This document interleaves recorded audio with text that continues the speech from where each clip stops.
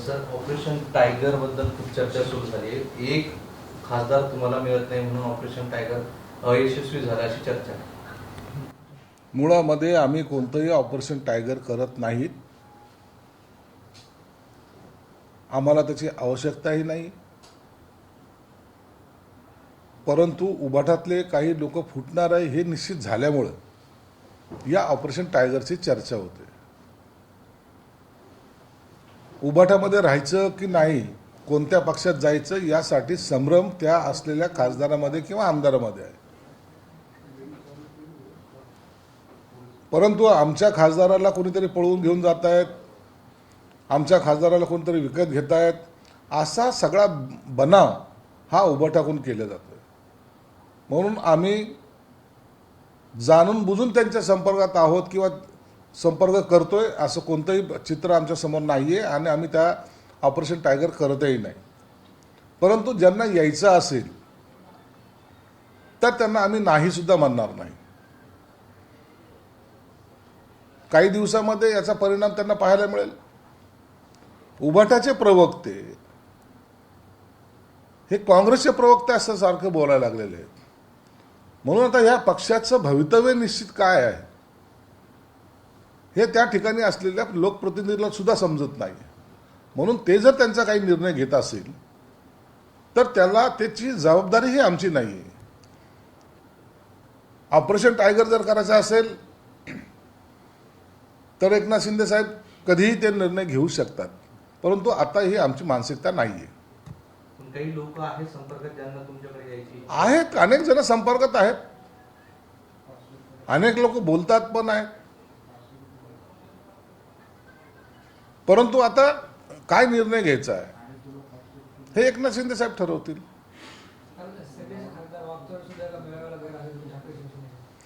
व उबाठाच्या मेळाव्याला हजर राहणे आणि त्यातून काही निष्पन्न न होणे हेच तर त्यांचे आलेलं फ्रस्ट्रेशन त्या खासदारांना आहे. म्हणून आता ते मला या काही येत्या महिनाभरामध्ये हे सगळं एकत्र राहतील असं वाटत नाही.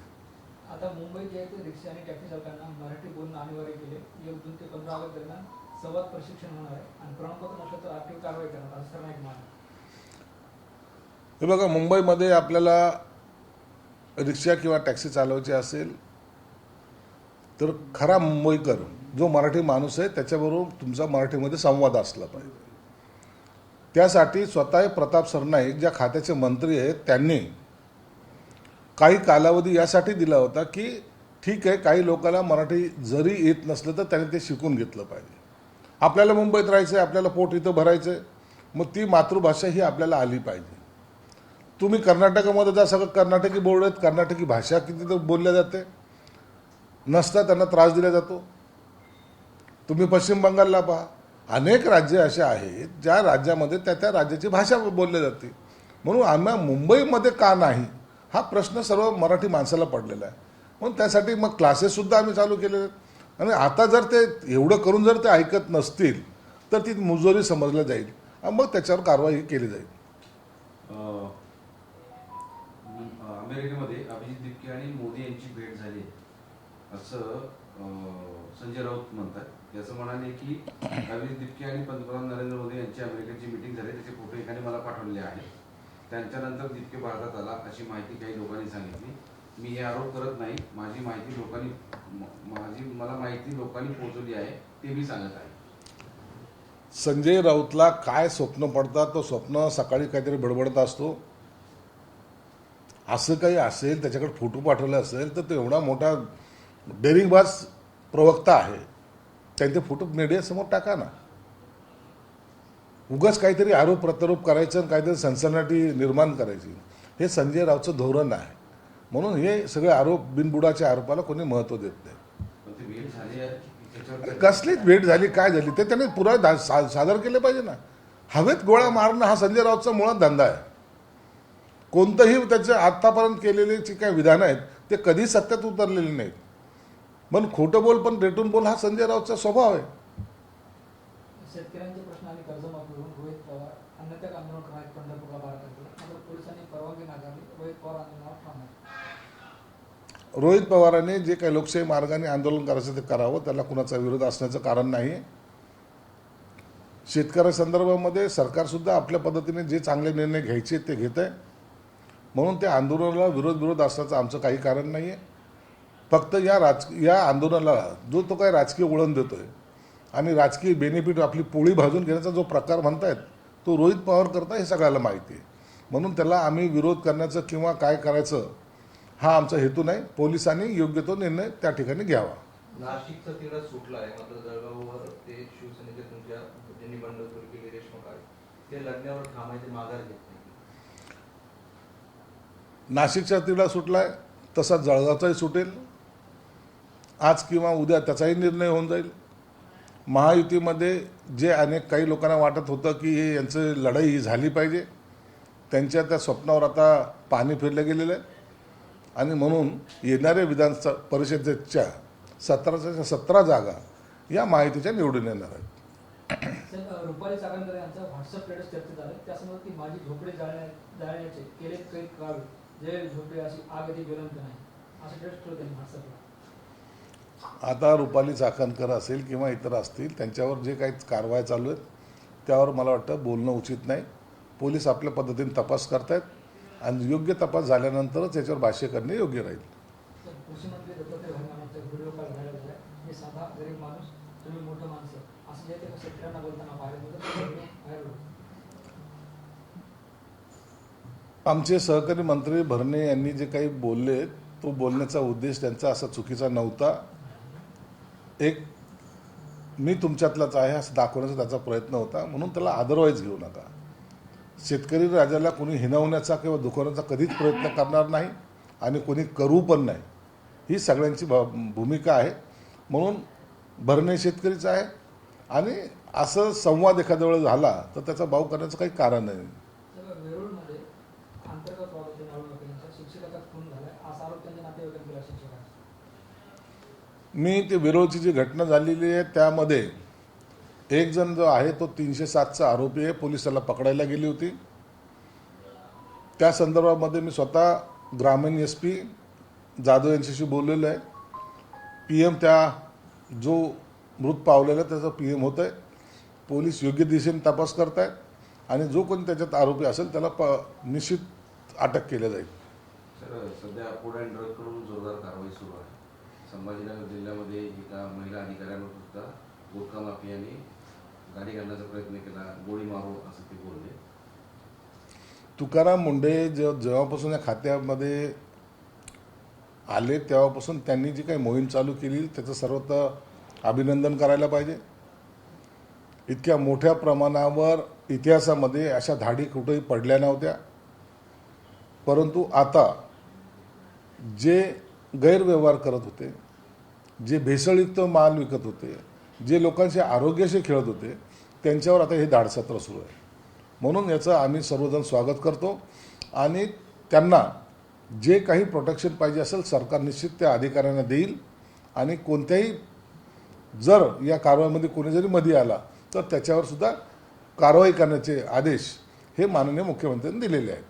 सर, पण गेल्या 8 दिवसामध्ये 9 दिवसामध्ये 225 सॅम्पल आलेले आहेत फूड अँड ड्रगकडे. मराठवाड्यातल्या 8 आणि उत्तर महाराष्ट्रातल्या 4 जिल्ह्यातून. आता ते तपासणीसाठी आपल्याकडे यंत्रणाच नाही, मनुष्यबळ नाही, तंत्रज्ञान असले माणसं नाही, मशिनरी नाही. या सगळ्या कारवाई केल्यानंतर सुद्धा मग हे नेमकं त्या लोकांना जेलवारी होणार का, त्यांना दंड होणार असा प्रश्न उपस्थित केला. त्यासाठी काही तुम्ही आता याच्यावर सर्व पर्याय निघतील. आतापर्यंत जे अधिकारी झोपलेले होते ना, याच्यामध्ये मूळ जो कोणी मिक्सिंग करतंय काय करतंय त्याच्यापेक्षा ते अधिकारी काय करत होते हा प्रश्न उपस्थित होतोय. मग अशा लॅब पहिल्या का तयार झाल्या नाहीत, का आपल्याकडे सॅम्पल तपासले जात नाहीत. अधिकारी जसा आला त्यानंतर हे खडबडून जागे झालेले बाकीचे अधिकारी आहेत. मी तर स्पष्टपणे सांगितलं की काही लोकांचे लागेबांधे ह्या व्यापाऱ्यांशी सुद्धा होते. म्हणून आता मुंडेंना काम करताना कोणती अडचण येणार नाही. त्यांना जे काही पाहिजे असेल लॅबसाठी जे काही मदत पाहिजे असेल किंवा जे काही यंत्रणा उभी करायची असेल सरकार त्याला सर्वतोपरी मदत करणार आहे. माझ्या जिल्ह्यात असेल तर मी आता DPC मधून आज त्याला मंजुरी देऊन टाकेल. परंतु हे कारवाई ह्या थांबता कामा नये, या पूर्ण झाल्या पाहिजेत असं आमचं स्वतःचं मत आहे. रांगा लागलेल्या आहेत. नाशिकमध्ये देखील बोगस खतं मिळत आहेत. परवाच्या कॅबिनेटमध्ये यावर चर्चा झालेली आहे. त्या कॅबिनेटमध्ये सरकारने म्हणजे माननीय मुख्यमंत्र्यांनी सगळ्याला स्पष्ट निर्देश दिलेले आहेत आणि आता जे काही आम्हाला जो काही दाखवण्यात आलेलं होतं त्याच्यामध्ये खताचा कुठेही तुटवडा नाही आहे. अपेक्षापेक्षाही जास्त खताची आपल्याकडं साठा आहे असं सचिवांनी सुद्धा आमच्या सगळ्या कॅबिनेटसमोर स्पष्ट केलेलं आहे.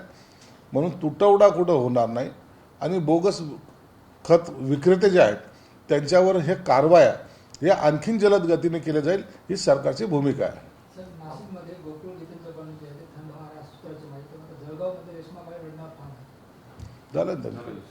अमरावतीत काँग्रेसचे उमेदवार देशमुख हे सगळ्यांची निवडणूक प्रक्रियेतून अचानक गायब झाले आणि आता तिथे काँग्रेसला वंचितच्या उमेदवाराला पाठिंबा देण्याची चर्चा सुरू आहे. काँग्रेसवर ही वेळ आली आहे. काँग्रेसचं आता अस्तित्व संपलेलं आहे. काँग्रेसच्या कार्यकर्त्यामध्ये आपसातच एवढी लाथाळी झालेली आहे. कोणी कुणाला सहकार्य करायला तयार नाही. मग उमेदवारही म्हणतो मी कशाला खपू या भावनेतून त्यांनी जर काही पर्याय शोधला असेल तर मला वाटतं ते काही गैर नाही आहे. काँग्रेसचे नेते कार्यकर्त्याला जेव्हा वेश्या म्हणतात त्या टायमाला कार्यकर्तासुद्धा त्याची रिॲक्शन देत असतो हे त्याने समजून घेतलं पाहिजे. सर, यातच यशोमती ठाकूरने सुद्धा आरोप केला देशमुखावर की 15 कोटी रुपये घेतल्याने मॅनेज झाले. हे तुम्ही सत्तेमध्ये जेव्हा होता तेव्हा हे आरोप का नाही केले? 19ला तुम्ही सत्ता भोगली ना, उबाठाबरोबर गेले त्या टायमाला तुम्ही किती घेतले होते? तुम्हाला कसे मंत्रिपद मिळाले होते? याचंही उत्तर त्यांनी दिलं पाहिजे. कार्यकर्त्यावर आरोप करताना नेते कसे वागतात हे सुद्धा ठरणं गरजेचं आहे. म्हणून नेत्यांनी आपलं अनुकरण जर कार्यकर्ता करत असेल तर त्याच्यावर आरोप करण्याचा अधिकार तुम्हाला प्राप्त होत नाही. चला शेवटचं हे संभाजीनगर आणि कोल्हापूर जिल्ह्यामध्ये पायलट प्रोजेक्ट राबवला जातोय खत विक्रीचा ऑनलाईन. त्याला शेतकऱ्यांकडून मोठा विरोध होतोय कारण की अडचणी निर्माण होत आहेत. काल याच्यामध्ये मी ते सांगितलं कॅबिनेटमध्ये मी मुख्यमंत्री महोदयांना सांगितलं जे पायलट प्रोजेक्ट कोल्हापूर आणि संभाजीनगरमध्येच राबवले जात आहेत त्यामुळं ऑफलाईन शेतकऱ्यांना खतं मिळत नाही. तर माननीय मुख्यमंत्र्यांनी तिथं स्पष्टपणे निर्देश दिलेत असं हे पायलट प्रोजेक्ट राबवताना कुठेही शेतकरी अडचणीत येईल असं काम करू नका आणि त्यांना खत पुरवठा हे झाला पाहिजे म्हणून तशा सूचना त्यांनी त्या संबंधित सचिवांना सुद्धा दिलेल्या आहेत.